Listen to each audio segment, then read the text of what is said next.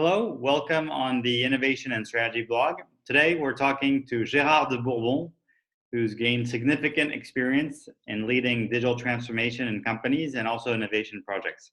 Hi, Gérard. Hello. Salut. How are you? Hi. Yeah, I'm great. And yourself? Wonderful. Thank you. So my understanding is that you're multicultural and you're currently located in Sweden. Is that correct?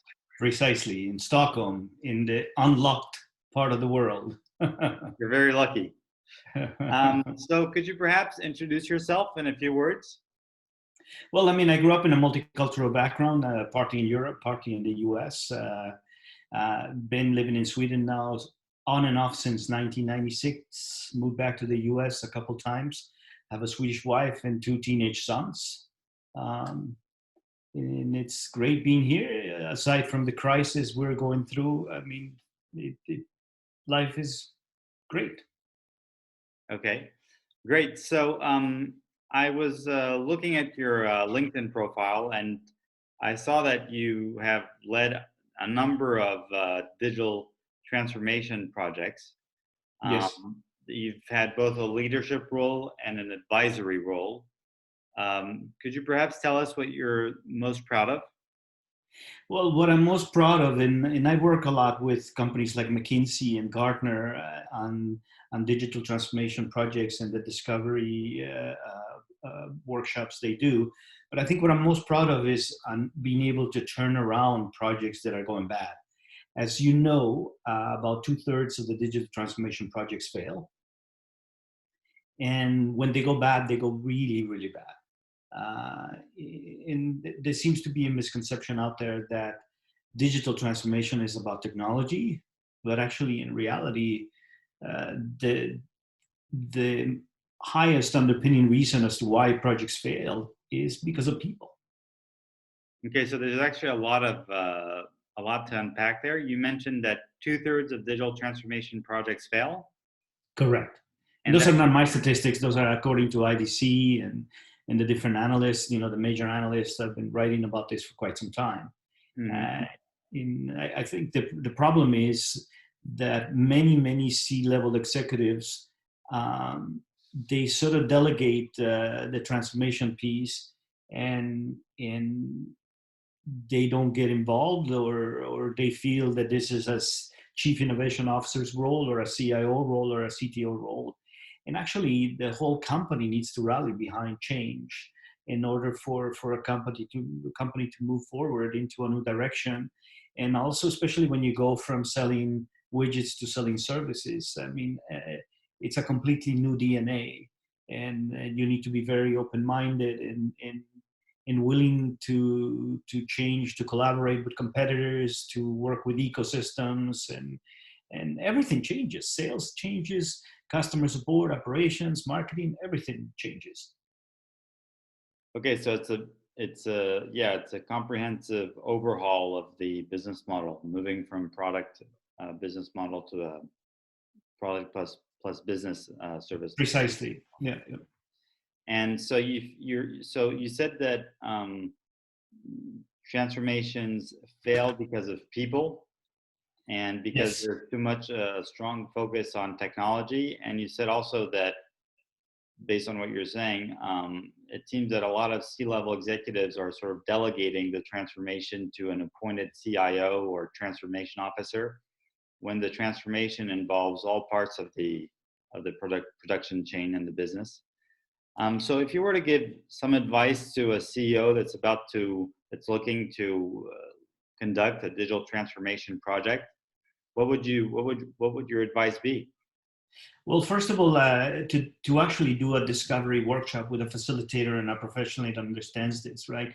And what we do in the discovery workshops is we meet with all C-level executives from all departments, and many times, the CEOs they bring their generals and the C-level execs, but they forget HR, right? And to me, HR is the most important position. The chief, human resources officer, or the chief people officer, because it's actually a people exercise. And you know how it is, right? Digital transformation, when you start involving technology in a huge ecosystem, and if it's an IoT rollout or a transformational rollout, it's extremely complex. And in human beings, we are not the best at making things simple. And in digital transformation, you really have to work hard at making things simple. I mean, look at our day to day. I mean, when we are out or when we were out, I mean, it was really easy to argue with someone driving in the car next to you, or, you sometimes you argue with your kids or your wife or your boyfriend, your girlfriend about sometimes the silliest things. We are complex beings, humans, and in digital transformation it's business engineering, it's value creation, and it's putting an ecosystem end to end of a lot of different moving pieces. And it's like making a painting in a canvas, right? And you need to move things little by little forward. I equate that to, imagine you have to do a masterpiece and you had the opportunity to get the top painters in the world and put them together in a room to come up with a masterpiece. Mm-hmm. I would imagine it will be very, very difficult, because it will probably end up fighting with each other, because they all will have their own ideas of how to create something. And digital transformation is like that. So unless the C-level executive and the board and everyone rallies behind this and pays attention to what they're going to do and have a good strategy and a good direction, the projects fail. And the best advice that I can give a C-level executive, and I've done that many times, when I ask them to describe their strategy and they need to go through slides or refer to a CIO presentation or a CTO presentation, they've already failed. Mm-hmm. So again, there's a lot there. You're saying that people are complex individuals, and you're saying that digital transformations fail because for people-related reasons. So what is it about people that makes the transformation fails? And you're pointing to communication problems. You're also pointing with the analogy to painters, the fact that it's difficult to build consensus and get to a common agreement. And, Precisely. and then you also mentioned with the last example, you mentioned, wait, I can't remember. Oh yeah, people that have a hard time articulating their vision and they have to refer to slides. So to some extent that shows that they can't express their vision in a spontaneous way without the support of slide. Are those the three reasons that explains why people are the reason behind failing digital transformation projects? Yes, yeah, it's a people and culture exercise, and this is where companies like Gartner Consulting and McKinsey, I mean, they do a wonderful job coming in and working with some of these big companies on their leading change projects, and it is a leading change approach. You need to start working in a completely different way, right? And I've only actually, in the many years that I've been working on digital transformation and IoT projects and outcome-based businesses, I think only one company out of Germany really did it right from the beginning, and they set up a steering committee from their board, their management team, and everyone was involved, and they had tollgate meetings where they were managing their change little by little, right? Reframing the organization, doing the, from an academic perspective, Cotter, Porter, all these really cool methodologies, right? All of that needs to be taking place. And it's a constant, project of iterations that is happening little by little, right? Especially when companies, the larger the company and the more complex the value chain and the number of products they're transforming, the greater the chances of failure. Mm-hmm. And there are many big multinationals that are transforming many product lines, and they're going from selling, widgets to services. I mean, whether it's welding as a service or drilling and mining tools as a service, it's about subscriptions, about usage-based models, about bundling, unbundling value chains, and in dynamic introduction of price plans. And actually, I mean, digital transformation really, centers around three things, right? Mm-hmm. How am I going to reduce operational costs, increase cash flow, and get new revenue streams, right? Mm-hmm. These are the three things the most C-level guys want to talk about. So that's cost reduction, revenue increases, and what's the third one? No, so it's reduction of OPEX, right? A cost reduction, new cash flows coming in. You want to increase cash flow and you want to get new revenue streams, right? Okay. So those are the main three things. And it's not as easy as as it is said, right? Because as I said, it's a very difficult undertaking. I'll give you an example. If you have a company that is launching mining drill heads as a service, you can basically have a flat fee, and this is from a real case scenario where this company launched the service and they were charging a flat fee for the drill heads to all their customers. And after a number of months, they realized that 15 to about 18% of their customers consume 2/3 of the drill heads because these guys were drilling on really hard stone type environments, whereas the ones that drilled in softer grounds naturally consume less. Mm-hmm. So by tweaking their price plan from a flat fee to a usage consumption based model, they were able to lower the costs and increase profitability, right? Mm-hmm. So again, in all of that has to happen real time and in a dynamic way, and you have to have analysis happening, on the fly. And of course, you need technology, but you need the people and the coaches that have the vision to sort of steer the company in that direction, right? It's not just as easy as saying, "Well, I have this product now, I'm going to offer it as a service." Right. It's not that simple. Yeah. Things are complex, and this is what I mean, that you need to constantly work with people to simplify things. Mm-hmm. Even just having meetings, you have the C-level executives coming in and they want to talk. Right, exactly. Yeah. So now, could you go through what a digital transformation project looks like? Like, what are the main phases? I'm getting that there's an element on vision of evolving a business model from one kind to another, for example, product to services. I'm getting that there's something that has to do with change management, or helping people sort of rethink their production chain and perhaps how the organization functions. Yeah. Is there something else? Is that correct? Or? Yeah, well, I mean, you have to start with a strategy and a vision, right? And that might change, right? Because you're going through iterations. But I think that the important thing is to first align and have a common denominator across departments. And this is why it's important to interview each and every department head and understand what are their ailments and what are the snags that you need to overcome. Mm-hmm. And also, who are the people that don't want to move with that change, right? So during this discovery workshop that is extremely important, you sort of identify the top 3, top 5 areas where you want to move forward.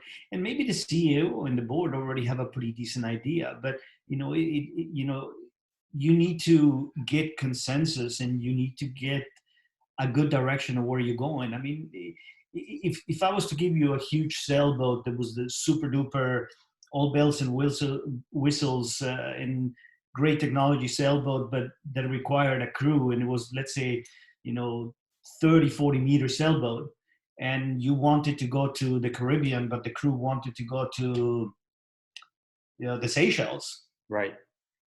You either convince the crew to go with you, or they throw you overboard, or you can try to take the ship alone, but it's not going to be that easy, right?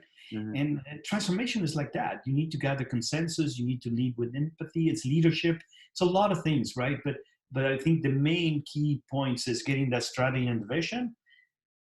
Begin the leading change project where you're going to reframe the organization. You're going to work with the experts that are going to help you in that constant and never-ending change. It's total quality management where you start working on the constant and never-ending improvement of what is it that you're going to do and what agility do I need? Then it's agile. There's a lot of different methodologies that you can apply, right?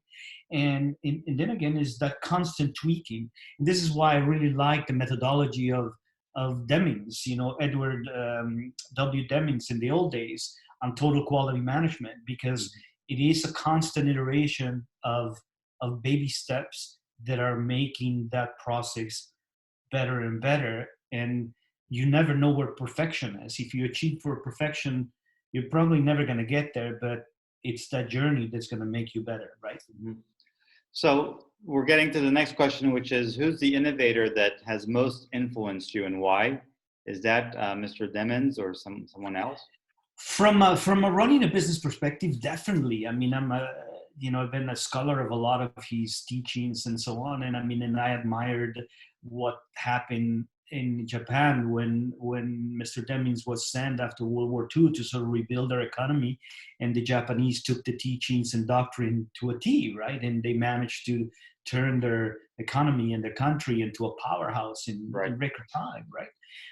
So, I mean, a lot of this doctrine makes huge sense. And even till today, the Demings Quality Award for a Japanese company is one of the most coveted awards, right? Mm-hmm. And a lot of European companies sort of don't think, and they're not wired that way. But if there's something that I admire out of the Japanese culture is that constant try and constant seek, search for perfection. Mm-hmm. And I understand you're never going to get there, but if you continuously improve and making little tweaks and agility and so on. I mean, the Toyota models, there's a lot of different iterations of the different teachings. Mm-hmm. That's sort of one that I like. I mean, as of late, I mean, I've always been a believer in of thinking sustainably. Mm-hmm. So I will say one of the ladies that has inspired me a lot is Janine Benyus. I don't know if you know who she is. She is the founder for the Biomimicry Institute. Okay. Janine? Janine Benyus. She's a wonderful, wonderful lady that I've been following for many, many years. And the concept is that before we create something and before we invent something, we should always ask, what would nature do? That's right? Yeah. And if we did that, there'd be so many things that we can create and innovate where we will always be putting planet, people, purpose, and then profit. And if we work every single day in that order, the companies that always think about first the planet, then people, then purpose, and then profit, they're always profitable because they're doing the right thing. Mm-hmm. Unfortunately, many companies today, I mean, and over the years, we've been driven by profit first, right? Right. And that's always the underpinning thing that business leaders think is, okay, how much profit? What's going to be the bottom line? And yes, we can think circularly and circular economies, and we can think, be corporate responsible and blah blah blah. But you really need to flip the pyramid upside down, and if you do that, the payback is always great. So what's interesting in the Biomimicry Institute approach is that it's both a production model approach at inspiration based on nature, and also one that's based on values of sustainability and building a more sustainable economy and planet. Precisely. Great. So I had a number of other questions on the books that you have read or are reading that pertain to your activity as a business leader. So what would be your favorite business or innovation books and why? Well, I've been reading quite a few books recently, but one that really sticks to mind that I really, really like is The Business Model Navigator. And the names of the authors escape my mind right now, but it's a really, really great book about ecosystems. Again, companies are changing dramatically, and it's all nowadays about ecosystems. Mm-hmm. Competitors working together with their, with each other. In areas where they would never thought of, right? Collaboration. Because again, it's about sustainability. I mean, let me give you a for instance, right? It's more and more about relevant marketing and relevant positioning of goods. And, imagine now for people people are not traveling now, but this is something that we were discussing earlier with a big franchise of companies that sells retail clothing, right? And what we were saying is, why don't you offer your clothing as a service? And let's say a big company here, take one here in Sweden, for all the people that are traveling to Hong Kong, instead of you bringing a big suitcase with all your stuff, your chargers and your Mhm. clothes for there to be there for 5, 6 days, why don't you just rent your clothes? So you come into the hotel, you travel with your jeans and your normal casual clothes. When you get there, you have your suits, fit to your liking, and your chargers and everything. So you travel light. It's a cooperation between the different airlines, because the airlines should give you an incentive for taking less baggage, right? Right, right. The clothing companies will work with the different hotels. The airlines already work with different hotels. One airline that might be competing with another airline, they can be exchanging the data and with your permission, of course, and following the privacy rules and GDPR, so that they collaborate in that experience becomes both more sustainable but better for people, right? Because there is no reason. I mean, I wouldn't mind renting shirts. Perhaps maybe it's harder for ladies, but I wouldn't mind wearing shirts that have been worn by somebody else, or suits, right? Maybe your shoes is going to be hard, but you see what I mean? Yes. Um, the mechanics are already there to collaborate. And airlines should be collaborating with other airlines. They already do, but they sort of compete with each other, right? Telcos, they already collaborate, but they compete. So it's all about ecosystems. Right. Otherwise, things don't function. And in that book that I mentioned, it's really all about innovation of business models, right? Mhm. Um, So the Business Model Navigator book helped you develop an understanding of ecosystem-driven businesses. Is that and correct? also outcome business models, right? For an example, I mean, we worked in a few projects where vineyards in France, two really big ones in the Bordeaux region and one in the Champagne district. Um, Basically, they went to some of the other smaller vineyards, and they basically say, "Look, we understand you cannot afford to connect everything on your vineyard. We will finance and bankroll that project, and we will measure humidity, the soil, how the grapes are growing, how they're pressed, the entire end-to-end process. And it's going to make you better, because you're going to make better wines, and you're going to understand your vineyard much, much better." But since that's actually a pretty expensive thing to roll out for a small house, what they do is they bankroll that, but the data is theirs. Mm-hmm. I understand. And then the they actually benefit by selling the outcome data to other countries on a perpetual license. Right. So they're funding the infrastructure to connect the vineyards and get the data they need throughout the production of wine. Exactly. And in exchange for that, the data is their own, and they can sell this to some other country who's also making wine. Is that right? Precisely. And I remember when I asked the customer, and I said, geez, but your IP of how you make your Bordeaux wines, that's really your value add. Aren't you afraid of the competitors in Chile or in Argentina or in South Africa? And they actually said no, because they're signing up for a perpetual license. And we're basically selling them best practices. And look, that's fantastic, right? Because they are capitalizing on their IP, their intellectual property, and the know-how and all the data they're gathering from all the vineyards in the region, right? That they have wired. And that's fantastic, right? Right. In Okay, in there you mentioned the business model navigator, but I'm guessing that the people you've mentioned earlier, I think it was Janine Benyus Janine Bay, yes, yeah, and Mr. Demings. These people are also authors of books on in their respective fields. Is that correct? absolutely, yeah. Okay. I don't know if Janine, I think Janine has produced a number of publications, but I mean, I've been following her since she started the Biomimicry Institute, and they've been some fascinating companies that launched out of that. I remember SharkClick Technologies, that it's a company that makes a film uh, for hospitals and for surfaces. Um, Basically, what they do is the film mirrors the skin of sharks, Mm-hmm.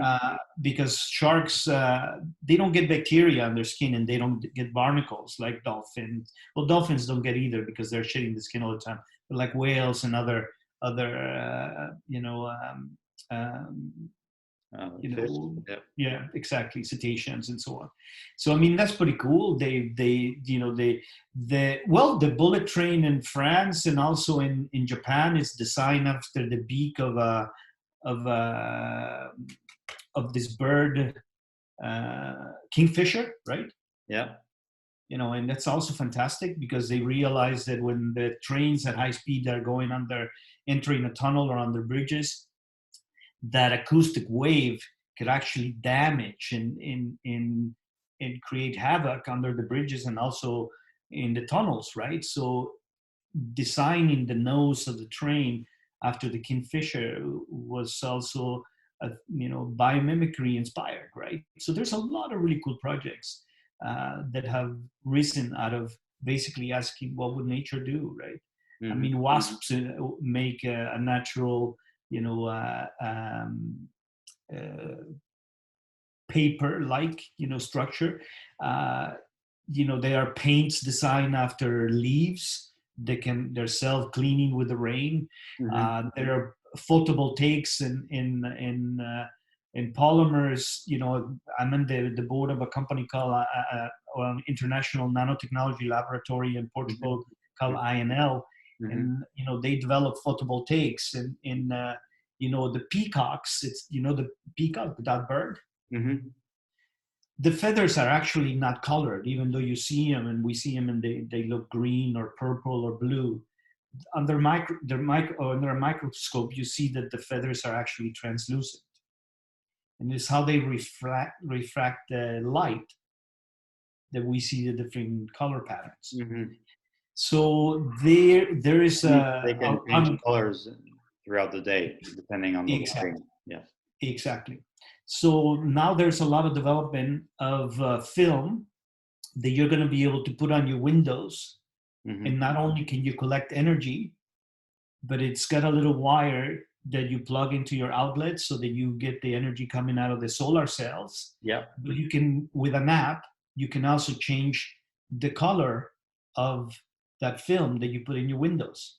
So you don't need, blinds and stuff. You can change it to green or blue or whatever. And that's coming. Yeah. And again, it's biomimicry, right? Inspired nanotech. Cool. So a lot of cool stuff coming out of that. And we should really ask more to ourselves when we design things, when we start using oil or whatever to, what are the naturally occurring polymers? What are the naturally occurring papers? What can we do differently, right? Mm-hmm. Great. And that's what I really like Janine. She's been a pioneer in that field. Great. Okay, well, look, thank you very much, Gerard de Bourbon. I was really happy to have you on the Innovation Strategy blog to talk about digital transformation projects and your experience in the field, as well as a number of authors that have helped you out in leading projects. So I have a couple more books that I can share. Simon Sinek to me is also a guy that I really love. Leaders Eat Last and Start with Why. That's another great book for C-level execs doing transformation projects. But Leaders Eat Last, it's really about leadership, because I mentioned, digital transformation is really about leadership and leading with empathy, with consideration, with care, and being able to sacrifice yourself for your teams, right? Mm-hmm. And to me, that has been fantastic teachings, and I read his books over and over again.